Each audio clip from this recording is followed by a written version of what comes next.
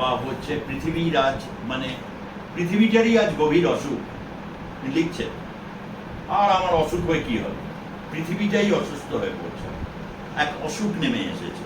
সেখানে দাঁড়িয়ে জোরালোভাবে বোঝা এবং সাফ কথা বলা, পরিষ্কার কথা বলা, আমি এই করতে চাইছি, আমার organization, what this is my organization, এইখান থেকে এই করতে চাই, আপনারা এটাকে খবর করুন। এই হচ্ছে ডেটা যে সারা বছর এত মাথা মিডিয়া কি এই যে তিনটে পিলারের যে চাপের কাছে মাথা নত করছে? নত করছে, এটা কথাটা হচ্ছে অ্যাবস্ট্রাক্ট একটু, তার কারণ কখনো কখনো মনে হচ্ছে হয়তো মাথাটা নত করছে। এই সংকট যে কোনো সাংবাদিককে প্রতি দীর্ঘকাল যারা রয়েছে তাদের আসে। তো এটার একটা জবাব খুব সুন্দর কবি সুমন দিয়েছিলেন, আমাকে নয় আমার আপোষ কিনছো তুমি, তাহলে বলো জিতলো কে? জন্মভূমি। জন্মভূমি জন্মভূমিকেই প্রশ্ন করছি, যে ভূমি আমাকে জন্ম দিল, আমাকে কিনছেন, আমার আপোষটাকে কিনতো, আমাকে বাধ্য করছে কম্পাসে। এখন গুলি বন্দুকের সামনে একজন নিরস্ত্র কি করবে? একজন নিরস্ত্র মানুষের করবে কি করে? আপনি বলছেন সে দেখতে পাচ্ছে, সে একজন সাংবাদিকের, এটা এগুলো সরকারি সাংবাদিক বা চ্যানেলের কথা আমি বলছি, তারা সরকারের প্রোপাগান্ডা করতে হয়, সরকার ভালো কাজ করছে, সরকারের তারা সমালোচনা খুব একটা নেয় না, তারা করে না। বিরোধীদের কিছু বক্তব্য তারা যদি সমালোচনা করে, সেটা নয় আপনি দূরদর্শন বা এই ধরনের চ্যানেল বা রেডিওতে শুনতে পাবেন। This is all India radio, hair is here, এই একটা।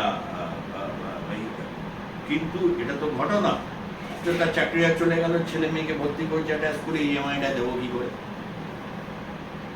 সে হচ্ছে অনেক লড়াগুলি সাংবাদিক, সেই সিস্টেম তো নেই। তাহলে প্রশ্ন হচ্ছে, তাহলে এটা পেরেছিলেন কিভাবে?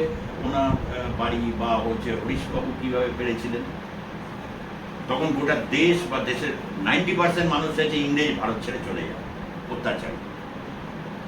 যেদিন সমাজ এরকম চাইবে যে আমি সব সাংবাদিকই দেখতে চাই, ওটা হলো না। আমি ঠিক আছি, আমি দেখছি ওই ওই ওই সেই ইউটিউবার বা সেই সোশ্যাল ইয়েদের একজন মহিলাকে বিবস্ত্র করা হচ্ছে, সে দাঁড়িয়ে দাঁড়িয়ে ছবি তুলছে, গিয়ে 1 লাখ লাথি মারতে পারছে না। তাহলে সে তখন সাংবাদিকও বুঝে যাবে, ও এই সমাজ ঠিক আছে, তাহলে দিন আমি নিই। এবার বলুন কে জিতল, কেই বা হারল?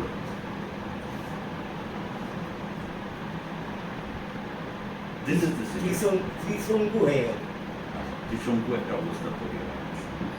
তথাপিও বহু আমি মনে করি আমাদের ব্যক্তিগত জীবনে, তখন বামফ্রন্ট আমল, এইখানে যিনি আমাকে আমন্ত্রণ করে নিয়ে এসে আপনি হচ্ছেন নমিতাইজ, অনেক তিনিও।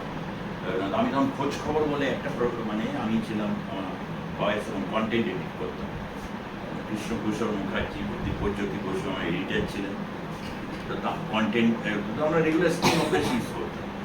ক্যামেরাটাকে নিয়ে যাবো, এক একজন, ধরুন আমি সাংবাদিক, তখন আমি গরুর দালাল হয়েছি কোনো জায়গায়, এই যে কীভাবে গরু বাংলাদেশে রুট হয়, মানে আপনার ওই বীরভূমে একটা বাজার আছে, ওটা হচ্ছে মল্লারপুরে, ওই অঞ্চলে বিগ বার্ড মার্কেট।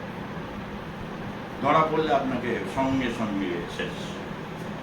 গরুর দালাল হয়ে ক্যামেরা একটা ইয়ের মধ্যে নিয়ে, এমনও হয়েছে ক্যামেরা তখন এই টেকনোলজিটা বেরোয়, ক্যামেরা তোলা যেত, তো ক্যামেরাগুলো সাইজ মিনিমামেই থাকে। তো একটা এরকম পুরোনো চাল কুমড়ো বড়, তার ভেতরটাকে ইয়ে করে চাল কুমড়োর ভেতর ক্যামেরা চালান করে লেন্সের জায়গা ফুটো করে, মানে বাজার থেকে ফিরছে একজন কেউ, এই ইয়ে নিয়ে তথ্য বার করতে হয়েছে। This is call sting operation. Sting operations একটা গুরুত্বপূর্ণ জায়গা নিয়ে রয়েছে। এখন এটা কিছু না, মোবাইল চালাতে চালাতে কেউ ঢুকে যাচ্ছে, কেউ কথা বলছে, সময় নির্ধারণ করে দেয় কীভাবে তথ্যটা। আমি সেই জন্যই বললাম তথ্য বার করা জন্য একটা লড়াই চলতে থাকে। এই যেমন ব্রেকিং নিউজ যে করছে, খুব দ্রুত খবরটা বুঝে নিতে হবে। এত দ্রুত এখন ডেটা এত দ্রুত যাচ্ছে, 4G থেকে 5G দুনিয়ায় আমরা চলে গেছে। স্পেকট্রাম, এই যে বলছিলাম স্পেকট্রানেট, এই যে ইন্টারনেট, এই দুনিয়া আমাদেরকে সেই জায়গাটায় এনে উপস্থিত করেছে। ফলে সাথে সাথে কুইক খবরও একটা প্রশ্ন করি, এবং সেটা হয়েও যায়।